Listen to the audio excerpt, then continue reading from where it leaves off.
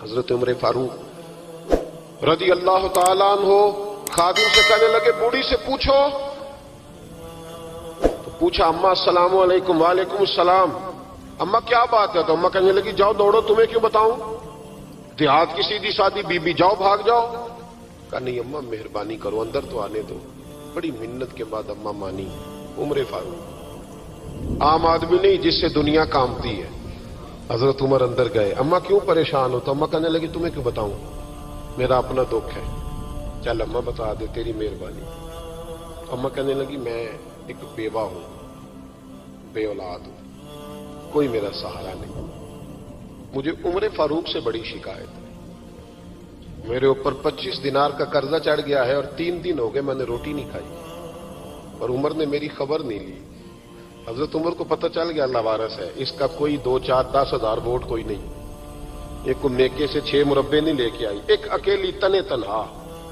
اور بھائی جب اللہ کا خوف ہوتا ہے تو پھر انسان ان غریبوں کو بھی مناتا ہے. پھر ریڑھی والے کی بھی اہمیت بڑھ جاتی ہے، پھر رکشے والے کی قدر بھی بڑھ جاتی ہے. حضرت عمر فاروق رضی اللہ تعالیٰ عنہ کہنے لگے اماں عمر سے شکوہ ہے؟ کہاں؟ جناب عمر کہتے ہیں میں نے ایک جملہ کہا تو اماں نے تو مجھے لاجواب کر دیا. میں نے کہا اماں عمر کو کیا پتا کہ تو بھوکی ہے اور مقروض ہے، اسے کیا خبر؟ تو اماں کہنے لگی کیا کہا تم نے؟ عمر کو خبر نہیں، اسے پتا نہیں؟ تو عمر سے کہو نا چھوڑ دے حکومت، اس کے حوالے کرے جو خبر رکھ سکتا ہے. کیوں بیٹھا ہے پھر؟ ہمارے حکمران کہتے ہیں ابھی میں صدمے میں ہوں، نکلوں گا تو بات کروں گا. نہ ادھر ادھر کی تو بات کر، یہ بتا کہ قافلہ کیوں لٹا. مجھے رہزنوں سے غرض نہیں، تیری رہبری کا سوال ہے. ہاں تجھے جواب دینا پڑے گا. حضرت سیدنا عمر فاروق رضی اللہ تعالیٰ عنہ سے اماں کہنے لگی نہیں خبر رکھ سکتا تو حکومت کیوں کرتا ہے، چھوڑتا کیوں نہیں؟ تو حضرت عمر کہتے ہیں میں کانپنے لگا. دوڑے گئے جناب عمر. میں نے کہا اس اماں کا 6000 ووٹ نہیں کہ اس کی قدر کی جائے. یہ اماں کوئی بہت آکسفورڈ یونیورسٹی کی ڈگری ہولڈر نہیں کہ اس کی بات مانی جائے. کہ لاوارث اور بیوہ بی بی. عمر دوڑے گئے، گھر سے اناج کا تھیلا کندھے پہ رکھا، 25 دینار بھی لیے، پکا پکایا کھانا بھی لیا. خادم کہنے لگا حضور مجھے دے دے میں اٹھا لیتا ہوں. تو حضرت عمر فرمانے لگے چل وعدہ کر قیامت کے دن بھی میرا بوجھ اٹھائے گا. کہنے لگا جی نہیں وہاں نہیں اٹھا سکتا. فرمایا پھر آج بھی نہ اٹھا، مجھے ہی اٹھانے دے، یہ میرا بوجھ ہے تو مجھے ہی. اماں کے سامنے 25 دینار بھی رکھے. پھر اماں کو حضرت فاروق اعظم نے 2 مہینے کا راشن بھی دیا، پھر پکا پکایا کھانا بھی دیا. معمولی آدمی کی بات نہیں کر رہا، 24 لاکھ مربع میل کا حکمران. حضرت عمر مدینے میں بیٹھ کے کبھی للکار دیں تو کیسر و کسرا کی ٹانگیں کانپیں. جناب عمر فاروق رضی اللہ کھانا کھلا کے اماں چارپائی پہ تھی تو عمر نیچے بیٹھ گئے. کہنے لگے اماں چل عمر کو معاف کر دے، چل چل جانے دے، کوئی عرض نہیں، بیچارے کو پتہ نہیں چلا. تو اماں کہنے لگی تو نے پھر عمر کا ذکر چھیڑ دیا. بیٹے میرے گھاؤ بڑے گہرے ہیں، میرے زخم بڑے سخت ہیں، کلیجہ پھٹے تو تجھے دکھاؤں کتنی تکلیف میں ہوں. میں تو پکا ہوا پھل ہوں، کسی وقت بھی دنیا سے چلی جاؤں گی. میں نے عمر کو معاف نہیں کرنا. جب میں قبر میں جاؤں گی نا، نبی کریم علیہ السلام آئیں گے تو میں عمر کی شکایت کروں گی.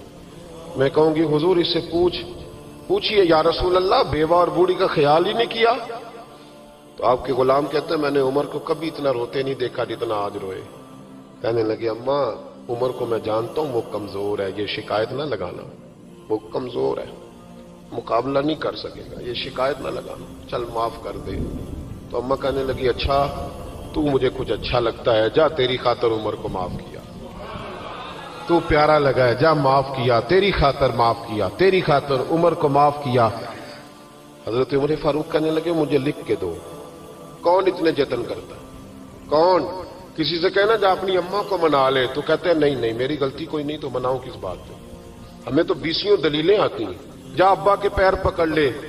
پتہ ہے نبی پاک علیہ السلام نے فرمایا جس کا باپ راضی ہوگا اسی کا اللہ راضی ہوگا، اور جس کا باپ ناراض ہوگا وہ سارا دن وظیفے پڑھے اس کا اللہ راضی. یہ ابو داؤد شریف کی حدیث ہے. نا جی بڑی مہربانی پیسے نہ لائیے گا. اب بات سنیں، وہ بھی میں سمیٹنے کی طرف آ رہا ہوں، ختم کر رہا ہوں، آپ میری بات پہ توجہ رکھیں. عزیز بھائی، نبی کریم صلی اللہ تعالی علیہ وسلم نے جو اپنے غلاموں کی تربیت کی تو حضرت عمر فاروق کہنے لگے لکھ کے دو. लिख दो। तो अम्मा कहने लगी आप लिखे मैं साइन कर देती हूं, आप लिख दे मैं साइन करती हूं। हजरत उमर ने लिखा फुला बिनते फुला को उमर से शिकायत थी, फिर उन्होंने उमर को माफ कर दिया। अम्मा साइन करने ही लगी थी, साइन करने ही लगी थी कि मौला अली शेर खुदा आ गए, हजरत अब्दुल्ला इब्ने मसूद आ गए। ओहो उमर यहां बैठे हुए हो, मैं सारे मदीने में तलाश कर रहा था, यहां बैठे हो, वो कुछ लोग मिलने आए, निकलो। अम्मा ने सुना कि ये उमर थे तो अम्मा उठ के खड़ी हो गई। आय हाय उमर थे, आप उमर थे? तो जनाब उमर कहने लगे अम्मा तूने जो कहा ठीक कहा, लेकिन अपने वादे पे कायम रहा, ये जरा साइन कर दे। अम्मा ने साइन किए तो हजरत उमर फारूक फरमाने लगे अली आ गए हो तो बतौर गवाह तुम भी दस्तखत कर दो, अब्दुल्ला इब्ने मसूद तुम भी बतौर गवाह दस्त। जब साइन हुए तो जनाब उमर ने रुक्का लपेटा और मौला अली शेर खुदा से फरमाने लगे अली ये रख लो, मुझे लगता है मैं तुमसे पहले दुनिया से जाऊंगा, और जब मैं पर्दा कर जाऊं ना तो ये रुक्का मेरे कफन में रख देना। अगर हुजूर अलैहिस्सलाम ने पूछा ना मेरी उम्मत के साथ क्या सलूक करके आए हो, तो रुक्का निकाल के कहूंगा या रसूलल्लाह एक बूढ़ी नाराज थी मैं उसे भी राजी करके आया, हुजूर ये मैं राजी। भाई जब तक हम अल्लाह से नहीं डरते मुआशरा इस्लाह पजीर नहीं हो सकता। हजरत उमर फारूक रदी अल्लाह तआला अन्हु ना बाहर वालों का भी बड़ा सख्त हिसाब करते थे। बड़ा एक गवर्नर साहब ने लिबास बड़ा शानदार पहनना शुरू कर दिया था, तो हजरत उमर ने उतरवा के ना तो उन्हें टाट का लिबास पहना के तो ऊंट चराने की ड्यूटी दे दी थी। इतना सख्त एहतसाब करते। कसाई की दुकान पर भी 1-2 घंटे खड़े होते थे। जो आदमी मुसलसल 2 दिन गोश्त खरीदता था ना, फरमाते थे इसका टैक्स बढ़ा दो, लोगों को दाल नहीं मिल रही और ये रोज गोश्त खाता है। हजरत फारूक आजम उसको जजिया कहा जाता था या कुछ और मामलात होते थे बढ़ा देते थे। मुसलसल जो 2 दिन आदमी गोश्त खाता था फरमाते थे मदीने में गुर्बत है, अगर ये वाला निजाम तुम करोगे तो गरीब लोग किसकी तरफ देखेंगे। लेकिन उससे ज्यादा बढ़कर जो उनकी जिंदगी का म्यार और स्टेटस था वो ये था कि अपने घर का खास ख्याल रखते, खास तवज्जो करते। मुल्क शाम से और ईरान से कुछ लोग आपकी खिदमत में आए तो वहां से कुछ कनीजें भी आईं, उनके बादशाह पैगाम लेके। शाह ईरान की कनीज को मलका ने कहा कि ना हजरत उमर की जौजा को देख के आना जरा किस तरह की है। हमारे मुल्क में क्या कहते हैं खातूने अव्वल जी, खातूने बाकी सारे दोनों में खातूने अव्वल, जरा खातूने अव्वल को देख के आना।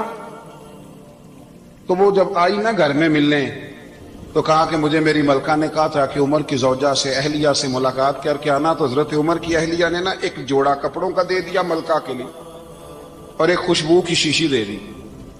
अब जब वो तोहफे वहां भेज गए तो उस मलका ने ना कुछ सोने का सामान भेजा, कुछ जेवरात भेजे, कुछ तहाइफ भेजे। जब हजरत उमर के घर आए ना वो खादिम लेके आया, उसने कहा जी आपकी अहलिया ने तोहफे भेजे थे। तो जवाब में शाह ईरान की बीवी ने, यहां जिस मुल्क का वो सफीर था, उन्होंने भी ये भेजे।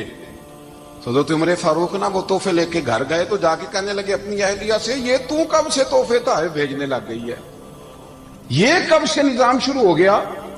तो हुजूर तोहफा देना लेना तो ठीक है, सुन्नत है, मोहब्बत बढ़ती है, तो ये कोई कबाहत नहीं, और मैंने अपनी जाती इस्तेमाल के लिए जो चीजें रखी थी वो मैंने दी हैं। तो हज़रत उमर फारूक रज़ी अल्लाह तआला अन्हु फरमाने लगे हमने किसी मुल्क के साथ और उसके बादशाह के साथ जाती ताल्लुक नहीं बनाना, ताल्लुक जो भी बनेगा रसूलुल्लाह के दीन की बरकत से बनेगा। जाती रिश्ते नहीं हमने कायम करने। जाती आपके मुल्क की जो एयरलाइन जिसका हर साल खसारे का ढंढोरा पीटा जाता है ना, वो हमारे बादशाह साहब और सदर साहब अगर गैर मुल्कियों को घोड़ा कभी भेजना हो ना, घोड़ा, तो पूरा एक जहाज घोड़ा लेके तोहफे में जाता है। पूरा जहाज गरीब कौम का ये सरमाया, और कौम बड़ी बादशाह है, लाइनों में लाके वोट देती है। 2 काम हमेशा लाइन में लाके करने, एक बिल लाइन में लाके जमा कराना है और एक वोट लाइन में लाके, ताकि फिर पूरे 5 साल लाइन में ही लगे रहे। मर्जी से आप वोट देना, पर जो बात दुरुस्त है उसको सुनो। हजरत उमर फारूक रज़ी अल्लाह तआला अन्हु ने अपनी अहलिया से पूछा कितने का था वो तेरा जोड़ा और खुशबू की शीशी? उन्होंने कहा 3 दिनार की। फरमाया ये 3 दिनार तेरे और बाकी जो तोहफे आए हैं वो तू खुद कह, क्योंकि उसने तेरे नाम भेजे हैं।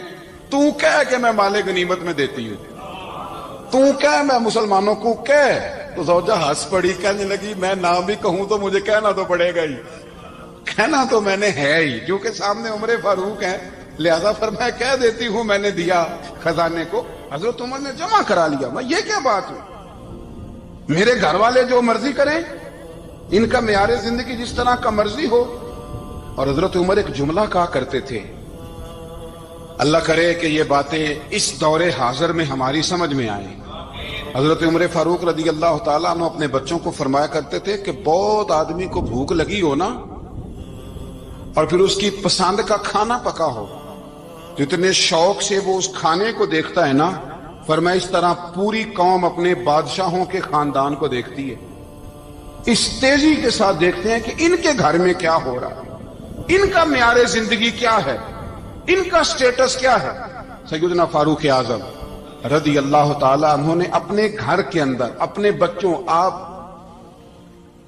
کے بچے دونوں کاروبار کے لیے مصر گئے، تو وہاں کے گورنر صاحب نے لوگوں سے، ایک بہت بڑا قافلہ گیا مدینے سے مصر تجارت کے لیے، جاتے ہیں نا آج بھی قافلے کئی ملکوں میں، تو یہ گئے تجارت کے لیے، تو حضرت عبداللہ ابن عمر، حضرت عبید اللہ ابن عمر، حضرت عمر کے دونوں بیٹے گئے، جناب عمر فاروق کے بچے جب وہاں پہنچے تو مصر کے گورنر نے نا لوگوں کو تعارف کرایا کہ یہ عمر فاروق کے بیٹے ہیں، یہ حضرت یہ چودھری کے بیٹے کو کون بتاتا ہے کہ تو چودھری کا بیٹا ہے؟ باہر والے بتاتے ہیں، گھر والے جی، اور سیٹھ صاحب کے بیٹے کو کون بتاتا ہے کہ تو سیٹھ صاحب کا بیٹا ہے؟ اور مالک کو کون بتاتا ہے کہ تو مالک کا بیٹا ہے اور یہ کرایہ دار ہے؟ یہ کون بتاتا ہے؟ یہ سوچ ہم دیتے ہیں بچوں کو، چودھری اور کمی کی سوچ، امیر اور غریب کی سوچ، مالک اور کرایہ دار کی سوچ، گھر کے مالک کی اور کام کرنے والے کی سوچ، یہ ہم دیتے ہیں، یاد رکھنا، یہ ہم دیتے ہیں، یہ ہمارا مزاج ہے، یہ باہر سے نہیں آتی۔ تو کوئی شہزادہ ہے، تو سیٹھ ہے، تو نواب ہے، یہ سوچ باہر سے نہیں آتی، یہ اماں سوچ دیتی ہے، اماں، یہ ابا سوچ دیتا ہے، اور پھر جب تباہی اترتی ہے تو اس کے ذمہ دار بھی باہر والے نہیں ہوتے، گھر والے ہوتے ہیں، گھر والے۔ ہمارے بچوں کی طبیعتوں پر زیادہ نقش باہر والوں کا نہیں ہوتا، گھر والوں کا ہوتا ہے، یاد رکھیے گا۔ حضرت عمر فاروق رضی اللہ، بچے ہیں، شہزادے ہیں، وہ کاروبار کرنے گئے اور وہاں لوگوں نے بتایا گورنر صاحب نے کہ یہ فاروق اعظم کے بچے، امیر المومنین کے۔ لوگوں نے ان سے زیادہ مال خریدا، تجارت میں زیادہ نفع ہوا، ظاہر ہے کہ وہ آپ کے جو اللہ خیر کرے حکمران ہیں، ان کے کاروبار کتنے ملکوں میں ہیں، کس بنیاد پر ہیں؟ وہ صرف اس بنیاد پر کہ وہ حکمران رہے، ان کے لیے آسان تھا بڑے لوگوں سے تعلقات بنانا۔ حضرت عمر فاروق رضی اللہ تعالیٰ عنہ کے بچے ڈھیروں مال کما کے جب واپس آئے نا، تو حضرت عمر سے آ کے بچوں نے بطور محبت کا، ابا جی اللہ نے بڑا ہی فضل کیا ہے، بڑا مال کمایا الحمدللہ، یہ دیکھیں کتنا نوازا ہے۔ تو حضرت عمر کہنے لگے سارے قافلے نے اتنا ہی کمایا ہے؟ سارے قافلے نے اتنا ہی کمایا ہے؟ تو حضور نہیں، سارے قافلے نے اتنا نہیں کمایا، سب کو اتنا نہیں ملا۔ وہ تو وہاں گورنر صاحب نے لوگوں کو تعارف کرایا تھا کہ یہ عمر کے بچے ہیں، تو لوگوں نے پھر ہم سے بڑا ہی خریدا۔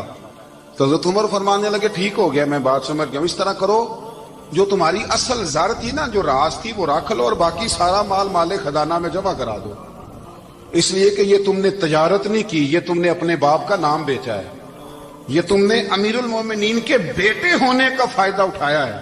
فرمایا یہ تمہارا نہیں حق، یہ مسلمانوں کا ہے، اس لیے کہ یہ مال تم نے محنت سے نہیں کمایا، یہ باپ کی کرسی کا فائدہ اٹھایا ہے۔ اور فرمایا اگر تم نے مال جمع نہ کرایا تو میں مال بھی لے لوں گا زبردستی اور کوڑے بھی ماروں گا، ڈبل سزا دوں گا، مرضی سے جمع کراؤ گے تو کوڑوں سے بچ جاؤ گے۔ بڑے بیٹے نے تو جمع کرا دیا، تو چھوٹا تھوڑا پریشان ہوا، تو حضرت عبداللہ ابن عمر چھوٹے کا ماتھا چوم کے کہنے لگے بیٹے چپ کر کے جمع کرا، یہاں بھی فخر کر کے ہم عمر کے بیٹے ہیں، اور قیامت میں بھی فخر کریں گے کہ ہم فاروق اعظم کے بیٹے ہیں، یہاں بھی ناز کریں گے اور وہاں بھی ناز کریں گے کہ عمر کے بچے ہیں۔ ہمارے باپ نے خود بھی حلال ہی کھایا ہے، اور جب ہماری کمانے کی باری آئی ہے تو ہمیں حکم بھی حلال کھانے کا دیا۔ بھائی ہمارا مزاج نہیں، بچہ جب لے کے آتا ہے 2 لاکھ روپیہ تو کبھی پوچھا کہاں سے آیا ہے؟ جب وہ پہلے دن غلط دوستوں کے پاس جا کے بیٹھتا ہے تو کبھی نکالا گھر سے اسے؟ یہ بہت سارے خمیازے ہمیں اس لیے بھگتنے پڑتے ہیں کہ ہم ابتدا میں سوراخ بند نہیں کرتے، جب اس میں شگاف پڑ جاتا ہے، سیلاب آتا ہے تو ہمیں ہوش آتی ہے۔ حضرت عمر نے اپنے گھر میں نگرانی رکھی، کڑی نگرانی۔ زیادہ نماز گھر میں پڑھتے تھے حضرت عمر، نفلی نمازیں زیادہ کیوں بلا؟ بھائی یاد رکھیں کہ آپ نے اگر سجدہ کرنا ہے تو بچہ لیٹ جائے گا، وہ اسے پتا کوئی نہیں سجدہ کیا ہے۔ لیکن جب گھر میں کبھی قرآن ابا جی کھول لئی نا، جب ابا جی کا موڈ بن جائے نا لیکچر دینے کا، وہ گھر میں شروع ہو جاتے ہیں، کہتے ہیں آپ لوگ نماز نہیں پڑھتے اس لیے میرے کاروبار میں برکت کوئی نہیں، تم سویرے قرآن پاک نہیں کھولتے تو میں تباہ ہو گیا۔ تو میاں آپ نے کب گھر میں قرآن پاک کھولا تھا؟ آپ نے کب نماز پڑھی؟ آپ نے کب گھر کے اندر اللہ رسول کا ذکر کیا تھا؟ آپ نے کب حدیث چھیڑی؟ آپ نے بھی تو گھر کے اندر جب بھی آپ آئے ہیں تو آپ نے وہی کچھ کیا جو دنیا دار کرتے ہیں۔ آپ بھی تو اپنا موبائل لے کے الگ کونے میں بیٹھ گئے۔ آپ نے بھی تو کہا ہے کہ اب تمہارے چینل ختم، اب میری مرضی والا چلے گا۔ تو جو آپ نے کیا ہے بچے بھی وہی کام کریں گے۔ آپ نے بھی گپ شپ لگائی ہے تو وہ بھی لگا رہے ہیں۔ یہ سمجھ لیں جو کام آپ کریں گے آپ اپنے بچوں کی سیرت میں اس کا جلوہ دیکھ لیں گے۔ بڑی پکی سی بات ہے کہ آپ کو بچے کی عادتیں دیکھ کے سمجھ آ جائے گی کہ میں بھی یہی کرتا تھا اور یہ بھی۔ حضرت عمر فاروق رضی اللہ تعالیٰ عنہ وصال فرما گئے تو آپ کے وصال کے بعد حضرت عثمان غنی رضی اللہ تعالیٰ عنہ نے آپ کی ایک بیوہ سے نکاح کیا، حضرت عمر کی ایک بیوہ سے۔ جب وہ آپ کے نکاح میں آئی تو کہنے لگی حضرت عثمان غنی سے کہ حضور نہ تو میں خوبصورت ہوں اور نہ میں جوان ہوں، نہ آپ کی کوئی خدمت کر سکتی ہوں، میرے ساتھ نکاح کرنا سمجھ میں نہیں آیا۔ کیا شاندار جواب دیا حضرت عثمان غنی نے، کیا خوبصورت جواب دیا۔ فرمانے لگے میں نے اس لیے نکاح نہیں کیا کہ مجھے تمہارے حسن سے دلچسپی تھی یا تمہاری خدمت کی ضرورت تھی، میں نے تو اس لیے نکاح کیا ہے کہ مجھے بتاؤ عمر فاروق گھر کے اندر اپنے رب کی عبادت کس طرح کرتے تھے، وہ قرآن پاک کس طرح پڑھتے تھے، وہ رویا کیسے کرتے تھے، استغفار کا طریقہ کیا، کس وقت کس انداز میں وہ اپنے رب کو یاد کرتے تھے۔ اس لیے کہ عمر کئی دفعہ گھر سے آتا تھا تو میں اس کے چہرے پر نور دیکھا کرتا تھا، میں روشنی دیکھتا تھا، ایک معیار دیکھتا تھا۔ نکاح اس لیے کیا ہے کہ مجھے عمر کی جو گھر کے اندر کی عبادت ہے اس سے آگاہ کرو، تاکہ عثمان غنی بھی چاہتے ہیں اس طرح کے عمل کرو جس طرح کہ عمر فاروق کر کے گئے۔ بھائی جب تک ہم اپنے گھر میں وہ توجہ نہیں دیں گے، وہ مزاج دیکھیں نا، ہمارے گھروں میں جب نقشہ پاس ہوتا ہے تو ٹی وی لان بھی اس میں ہوتا ہے، ڈرائنگ روم بھی ہوتا ہے، نماز کی جگہ بھی ہوتی ہے نقشے میں۔ صحابہ جب گھر بناتے تھے تو ایک مسجد بیت کا نقشہ پاس کرتے تھے، ذہن میں رکھتے تھے کہ یہ کونا نماز کے لیے، وہاں جوتے لے کے کوئی نہیں جائے گا، وہاں نماز پڑھی جاتی تھی، عورتیں وہاں اعتکاف کرتی۔ ٹی وی لان تو آ گیا ہے اور گھر کے اندر ٹی وی رکھنے کے لیے تو ایک کمرہ الگ سے بنا دیا گیا ہے، اور اب جو نئے نقشے پاس ہو رہے ہیں اس کے اندر گھروں کے اندر جگہ بنائی گئی ہے جہاں کمپیوٹر رکھے جائیں، اور بچوں کے لیے وائرنگ ہوگی نیچے تاکہ انہیں کوئی مشکل درپیش نہ ہو۔ یہ ساری چیزیں ہم نے نہانے کے لیے گھروں کے اندر اتنے بڑے واش روم بنائے ہیں کہ لگتا یہ ہے کہ سوائے نہانے کے اور کام ہی نہیں کوئی گھر میں ہوگا، ہر چیز آ گئی۔ پر اللہ کرے کوئی تفسیر بھی ٹیبل پہ پڑی نظر آئے، کوئی حدیث کی کتاب بھی ٹیبل پہ پڑی نظر آئے۔ اللہ کرے کہ جس طرح ابا لطیفہ سن کے آتا ہے تو جب تک سنا نہ لے اسے ہضم نہیں ہوتا، اللہ کرے کہ وہ جمعے میں بیان سن کے جائے تو اس کا بھی دل کرے میں اپنے بچوں کو سناؤں، وہ نبی پاک کی کوئی حدیث کہیں سے سنے تو گھر جا کے سنائے۔ جب تک یہ معیار نہیں بنتا آپ کیسے توقع کرتے ہیں کہ گھر کے اندر اللہ کی رحمتیں نازل ہوں گی؟ آپ یہ کیسے توقع کرتے ہیں کہ گھر کے اندر وہ معیار اور وہ مزاج بنے گا؟ حضرت عمر فاروق نے ذاتی زندگی پر جو توجہ دی، گھر والوں کے معیار پر جو توجہ دی حضرت عمر فاروق رضی اللہ تعالیٰ عنہ نے، وہ بھی بڑی دیدنی ہے۔ حضرت ابو موسیٰ اشعری کو نا آپ نے وزیر خزانہ بنایا، وزیر خزانہ، تو حضرت ابو موسیٰ اشعری کہتے ہیں کہ حضرت عمر کو شے خزانے میں رہنے تو دیتے نہیں تھے۔ تو ایک دن میں صفائی کر رہا تھا اس کمرے کی جس میں خزانہ رہتا تھا۔ ہمارے تو ملک میں جو جاتا ہے وہ صفائی کر کے ہی جاتا ہے، اللہ خیر کرے۔ اور خیر معیار بدلتا ہے، جو پچھلی حکومت ہوتی ہے وہ قرضہ اٹھاتی ہے، وہ باہر سے جاتی ہے تو قرضہ لے کے آتی، اور جو نہیں آتی ہے وہ کہتی ہے ہمیں پیکج مل گیا ہے، وہ قرضہ نہیں اٹھاتے۔ ان کو کیا ملتا ہے؟ یعنی پچھلی نے قرضہ لیا تھا اور ہم نے، واہ جی واہ کیا خوبصورت انداز ہے، اس کا نام بدل کے نا، انہوں نے قرضہ لیا تھا اور ہم نے، میں کہا بڑے شاندار سیانے بندے ہو گئی۔ اور اللہ تعالیٰ خیر فرمائے، ہمارے جو بڑے شاندار قسم کے دوست ہیں نا، شاندار، جن کا ادب سے نام لیتے ہیں، وہ عرب کے بادشاہ ہیں۔ ہم تو عرب خالی کہتے بھی نہیں، عرب شریف کہتے ہیں، عرب شریف۔ انہوں نے پتہ کیا کیا ہے؟ انہوں نے اس طرح کیا ہے کہ جو کشمیریوں کا قاتل تھا نا، اس کے گلے میں میڈل ڈال دیا ہے۔ یہی کام وہ کرتے رہتے۔ انہوں نے پہلے انہیں بلا کے مندر بھی بنوائے تھے، ہمیں کوئی شکوہ نہیں، ان کی زمین ہے، اللہ تعالیٰ توفیق عطا کرنے والا ہے، پر خیال یہ تھا کہ چلو کشمیریوں کے زخموں پر نمک نہ چھڑکتے، 2 مہینے انتظار کر لیتے، کچھ حالات سنور جاتے، کچھ تھوڑا انتظار۔ ہیں ہمارے دوست، ہمارے وزیر اعظم صاحب جب جاتے ہیں تو وہ پھولوں کا ہار ڈالتے ہیں ہمارے دوست، لیکن انہیں وہ حدیث یاد نہیں کہ نبی پاک علیہ السلام نے فرمایا جب میرے مومن کو تکلیف ہوتی ہے تو مجھے بھی گنبد خضرا میں تکلیف ہوتی ہے۔ انہیں نہ کشمیریوں کا خون یاد نہیں آیا، انہیں برہان وانی کی کٹی ہوئی لاش یاد نہیں آئی، انہیں 30,000 بیوہ عورتیں 30,000 بیوہ عورتیں یاد نہیں آئی، 30,000 بیوہ عورتیں جن کے سہاگ اجڑ گئے، اور انہیں 1.25 لاکھ یتیم بچہ یاد نہیں آیا جو یتیمی کی زندگی گزار رہا ہے، اور اس کے باوجود بہت بڑے ذمہ دار ہے وہ۔ مجھے پڑھ لینے دو آج احمد فراز کا شعر، وہ ہمارے مکتب کوئی ایسا نہیں کہ وہ مولوی تھا، وہ غیر جانبدار تھا، پر مجھے آج پڑھ لینے دو اس کا شعر، ایک کلیجے کا درد ہے، پڑھ لینے دو۔ اس نے کہا تھا کہ پڑھتا ہوں تو کہتی ہے یہ خالق کی کتاب ہے، مثل یہودی یہ سعودی بھی عذاب، اس قوم کے بارے میں کیا لکھوں فراز، کعبے کی کمائی سے جو پیتے ہیں شراب، کعبے کی کمائی سے جو پیتے ہیں شراب، اس قوم کے بارے میں کیا لکھوں فراز، کہ کعبے کی کمائی سے جو پیتے ہیں شراب۔ میں خیال نہیں آیا تمہارا صرف دین یہ ہے کہ قبریں گرا دو، مزارات گرا دو، فقط یہ دین ہے؟ کوئی نبی پاک کے روزے کی طرف منہ کرے تو اسے مشرک کہو، یہ دین ہے؟ اس کا نام مذہب رکھا ہے تم نے؟ مذہب تو اس کا نام ہے کہ جو رسول اللہ کا نام لینے والا ہے وہ ہمارا یار ہے، اور جو نبی پاک کا نام لینے والا نہیں، ہمارا اس سے کوئی تعلق، یہ دین ہے۔ حضرت عمر فاروق کی سیرت سنا رہا ہوں، حضرت عمر کی۔ حضرت ابو موسیٰ اشعری نے ایک عیسائی کو منشی رکھا تھا، اکاؤنٹ آفیسر حضرت ابو موسیٰ اشعری نے۔ تو حضرت عمر فاروق بول پڑے، کہنے لگے تمہیں مسلمان کوئی نہیں ملا تھا؟ کلمہ گو نہیں تمہیں نظر آئے؟ کشمیریوں کی لاشیں نظر نہیں آتی؟ ان کا خون بہ رہا ہے، تباہی اتر رہی ہے، اور تم قاتل کو گولڈ میڈل پہنا رہے ہو؟ اور یاد رکھنا، جب مسلمانوں کی بچیاں روندی جاتی ہوں نا تو پھر اسلام امن کا درس نہیں دیتا، پھر اسلام جہاد کی بات کرتا ہے، پھر اسلام جہاد کی بات کرتا ہے، جہاد کی۔ وہ قومیں غیرت مند نہیں ہوتی کہ جن کے گھروں میں آگ لگی ہو اور وہ غیروں کو ہار پہناتی پھرے۔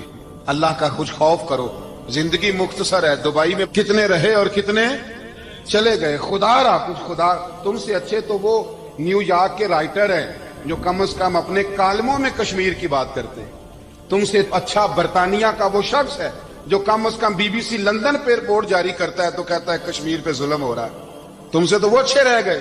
تم نے بات کرنا تو دور کی بات، تم نے دشمنوں کے گلے میں ہار پہنانے شروع کر دیے۔ کل جب پوچھیں گے بلا کے تم کو اپنے سامنے، کیا جواب جرم دو گے تم خدا کے سامنے؟ بڑی تکلیف ہوئی، بڑی تکلیف ہوئی۔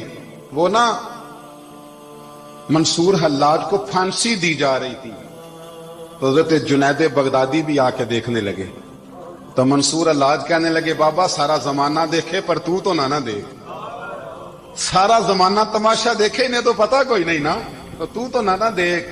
عرب شریف والو، ٹرمپ اسے انعام دیتا تو تکلیف کوئی نہیں تھی، ملکہ وکٹوریا اسے انعام دیتی تو تکلیف کوئی نہیں تھی، پر تم تو نہ ایسا کرتے، تم تو اپنے تھے، تم تو کلمہ گو تھے، تم تو یہ ظلم نہ کرتے، تم تو یہ حرکت نہ کرتے۔ میں کہتا ہوں ٹھہر ہی جاتے، جانا نہیں دنیا سے، اللہ کے حضور حاضر نہیں ہونا۔ جب رسول اللہ قبر میں آئیں گے تو کیا جواب دو گے؟ خدا را، حضور نے فرمایا تھا گناہ روک نہیں سکتے تو دل میں ہی برا جان لو، ذالک اضعف الایمان، یہ کمزور ایمان ہے، کم از کم اتنی حد تک تو آ جاؤ، دشمن سے گلے تو نہ ملو۔ خدا را سمجھیں، ہمارا پہلا تعارف یہ ہے کہ ہم رسول اللہ کے غلام ہیں۔ اقبال نے کہا تھا وطن کا بت نہ بنانا، وطن کو بت نہ بنانا۔ اقبال کہنے لگے ان تازہ خداؤں میں بڑا سب سے وطن ہے، جو پیرہن اس کا ہے وہ مذہب کا کفن ہے، اس لیے کہ بازو تیرا توحید کی قوت سے قوی ہے۔ اسلام تیرا دیس ہے، اسلام تیرا دیس ہے، کیونکہ تو مصطفی ہے، تو نبی پاک والا ہے، مصطفیٰ والا۔ اسلام تیرا دیس ہے، تو مصطفی ہے۔ امریکہ میں جو مسلمان رہتا ہے ہمارا بھائی ہے، اور پاکستان میں جو مرزائی رہتا ہے اس سے ہمارا کوئی تعلق نہیں ہے۔ حضرت عثمان غنی نے اپنے چچا کے بیٹے سے کہا تھا کہ تو کلمہ نہیں پڑھتا تو تیرا میرا رشتہ کوئی نہیں۔ بلال حبش سے آیا ہے پر میرے نبی کا غلام ہے تو سگے بھائیوں سے بھی آگے ہے۔ ہزاروں قومیں وجود میں آئیں دہر میں خشک و تر کے رشتے سے، پر ہم نے بنیاد دوستی رکھی یاد خیر البشر کے رشتے سے۔ اپنی ملت پر قیاس اقوام مغرب سے نہ کر، خاص ہے ترکیب میں قوم رسول ہاشم۔ کچھ خیال کرے، پہلا تعارف دین ہے، اگر دین نہیں تو پھر کسی وطن کی کوئی ضرورت۔ اس لیے کہ پاکستان کا تصور اقبال نے پیش کیا نا، تو اقبال کہنے لگے ان تازہ خداؤں میں بڑا سب سے وطن ہے جس کو تم بت بنا کے پوجتے ہو۔ ہمارا وطن تو ہمیں جان سے زیادہ پیارا ہے، پر پہلے پاکستان نہیں، پہلے اسلام، پہلے اسلام تیرا دیس ہے، تو مصطفی ہے۔ تو آمدام برسر مطلب حضرت عمر فاروق رضی اللہ تعالی عنہ۔ حضرت سیدنا ابو موسیٰ اشعری کہتے ہیں کہ میں نے نا صفائی کی، مال غنیمت کی میں نے صفائی کی، تو ایک دینار مجھے نا کہیں پڑا ہوا مل گیا، تو فرماتے ہمیں اجازت ہوتی تھی کہ ایک آدھ دینار ہم اپنی مرضی سے کہیں خرچ کر سکتے۔ تو حضرت عمر کے بیٹا گزر رہا تھا، تو حضرت ابو موسیٰ اشعری کہتے ہیں میں نے صفائی کی تو ایک دینار نکلا، تو میں نے وہ ایک دینار نا حضرت عمر کے بیٹے کو دے دیا۔ میں نے کہا لو بیٹا اپنے چچا کی طرف سے تحفہ۔ تو گھر جا کے انہوں نے حضرت عمر کو بتایا کہ چچا نے پیسے دیے ہیں، چھوٹے بچے تھے۔ حضرت عمر نے حضرت ابو موسیٰ اشعری کو بلا لیا اور بلا کے فرمانے لگے میں تو تمہیں اپنا دوست جانتا تھا اور تو نے میری اولاد کو ہی دنیا دار بنانا شروع کر دیا، میرے بچوں کو ہی تم نے دنیا دار پیسوں پہ لگانا شروع کر دیا، میں تو تمہیں یار سمجھتا تھا۔ فرمایا تمہیں چاہیے تھا میرے بیٹے کو نصیحت کرتے کہ بیٹا پیسوں سے رب راضی نہیں ہوتا، اس کی رضا والے کام کیے جائیں تو رب راضی ہوتا ہے۔ اور فرمایا تمہیں کوئی اور گھر نہیں ملا تھا تباہ کرنے کے لیے، میرا ہی گھر ملا تھا، اٹھاؤ اپنا دینار اور خبردار آج کے بعد میرے بچوں کے ساتھ یہ والی نیکی نہ کرنا۔ اور ہمارا کیا سٹیٹس ہے، دوستی ہے یہ اس سے جو تحفے زیادہ دے، جو بچوں کو خراب کرنے میں مدد زیادہ کرے اس کے ساتھ یہ رہنا۔ حضرت عمر نے گھر پہ اور سب سے بڑھ کر اپنی ذات پہ توجہ کی۔ حضرت ابو مالک رضی اللہ تعالیٰ عنہ کہتے ہیں میں عمر کے پیچھے پیچھے ایک باغ میں گیا، اکثر اس باغ میں جایا کرتے تھے، اور عمر جا کے نا تو درخت کے نیچے بیٹھ گئے اور فرمانے لگے وہ امیر المومنین اللہ سے ڈر جا، ورنہ جس رب نے حکومت دی ہے وہ عذاب بھی بڑا دے گا، ڈر جا رب سے۔ کبھی ساری زندگی حضرت عمر نے اپنا کوئی تعارف نہیں کرایا، کبھی نہیں۔ ایک بندے نے آپ کے سامنے تعریف کر دی آپ کی تو فرمانے لگے تو خود بھی ہلاک ہوا اور مجھے بھی ہلاک کر دیا، کیا ضرورت پڑی ہے میری تعریفیں کرنے کی، اتنی دیر میری تعریف میں لگائی، اللہ کا ذکر کرتا رب تجھے ثواب دیتا، حضور پہ درود پڑھتا تو رب تیرے اوپر رحمتیں نازل کرتا، کس چکر میں ہے؟ آج جتنا اچھی کوئی خوشامد کرے اتنی اچھی وزارت ملتی ہے، جتنی اچھی اس کو جو ہے وہ چاپلوسی کرنی آیا درجہ بھی اسے اتنا ہی اچھا ملتا ہے۔ حضرت عمر فاروق رضی اللہ تعالیٰ عنہ آپ کے بیٹے کہتے ہیں، صاحب فتوح الشام نے لکھا ہے، آپ کے صاحبزادے کہتے ہیں میں نکلا تو میرے ابا جی نا اپنی پشت پر مشکیزہ رکھ کے کنویں سے پانی بھر کے آ رہے، میں دوڑ کے آگے گیا، میں نے کہا ابا جی مجھے دے دے۔ فرمانے لگے بیٹا تیرا کیا خیال ہے، کوئی اور نہیں تھا مشکیزہ بھر کے لانے کے لیے، تیرا کیا خیال ہے؟ کہا ابا جی بڑے لوگ تھے پر آپ کیوں اٹھا رہے ہیں؟ فرمانے لگے نفس نا ذرا میرا بڑا ہو گیا تھا، اسے ذرا ذلیل کر رہا ہوں، ذرا اپنا محاسبہ کر رہا ہوں، یہ مجھے کہہ رہا تھا تو بڑی چیز ہے، تو میں نا ابھی مشکیزہ گھر رکھ کے آؤں گا، پھر تیری ماں نے مجھے کہا ہے کہ گھر میں لکڑیاں کوئی نہیں جلانے کے لیے، پھر میں جنگل سے لکڑیاں کاٹ کے لاؤں گا۔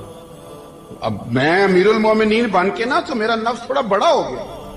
اب یقین کریں ہمارا ہاضمہ خراب ہو جاتا ہے جب تک ہمارا تعارف صحیح نہ ہو، ہمارا تعارف ٹھیک نہ ہو، میں یہ ہوتا ہوں میں وہ ہوتا ہوں، چھوڑ مٹی دیں تے مٹی رہنا ہی، مٹی دیں تے مٹی دیں تے مٹی رہنا ہی، ایویں کادی بلے بلے اج مٹی دے اتے بندیا تے کل مٹی دے تھلے، مٹی دیں تے मिट्टी रहने कादी बल्ले, मुझे पूछ लो, मुझे जान लो, मेरा नाम ले लो, मैं भी आया हूं, मैं भी होता हूं, मेरा भी ये तज़किरा है। मैं बदकार पुराना खादम, किसे दर मिली न ढोई, ये ते वासफ यार ने नजर जो की थी ते वासफ वासफ ही हुई।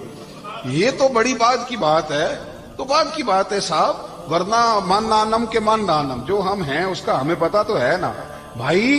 कभी भी ये जो जात का चक्कर है ना, मैं भी हूं, मुझे भी, ओ भाई याद रखो मैं कौन हूं। ये जो नाम नमूद और ये ख्वाहिशें और ये जो वकार, ये तो कमजोर लोगों का तरीका है। जिसको अपना तारुफ कराना पड़ गया, उससे भी ज्यादा कमजोर कोई है। फोटो में दिखाता फिरता है फलाने के साथ फोटो, फलाने, तो कमजोर बंदे ये काम करते। हजरत उमर फारूक, अल्लाह अकबर, हजरत उमर जैसा बंदा, 24 लाख मुरब्बा मील का हुक्मरान, और शाह रूम को खत लिख के कहता है मैं मिन्नत नहीं करता, मैं हुक्म देता हूं। ना तगड़ा बंदा। जंगे कादसिया के लिए हजरत साद बिन नबी वकास को भेजा, फतुह शाम पढ़ के देखें। हजरत उमर बड़े परेशान हैं, इतने दिन हो गए कोई रिपोर्ट ही नहीं आई। अब तो मोबाइल है ना, तो एक एक मिनट की रिपोर्ट लें आप, बल्कि आप एक एक मिनट की फोटो लें आप, रिपोर्ट तो दूर रह गई। हजरत उमर फारूक रदी अल्लाह ताला अन्हु बड़े परेशान है कि कादसिया में हजरत साद बिन नबी वकास के साथ लोग जिहाद करने गए, रिपोर्ट कोई नहीं आ रही। इतने परेशान थे कि बाहर निकल के ना उस रास्ते पे बैठ जाते जो रास्ता कादसिया की तरफ से आता था।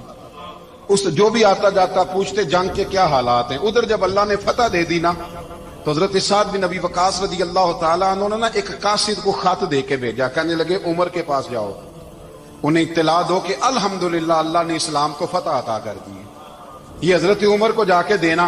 वो बड़े परेशान होंगे। वो जो उस जमाने में इस तरह होता था कि कई दूर दूर से सहाबा जो दूसरे शहरों के मुल्कों के रहने वाले होते थे, वो भी आके शामिल हो जाते थे जिहाद में।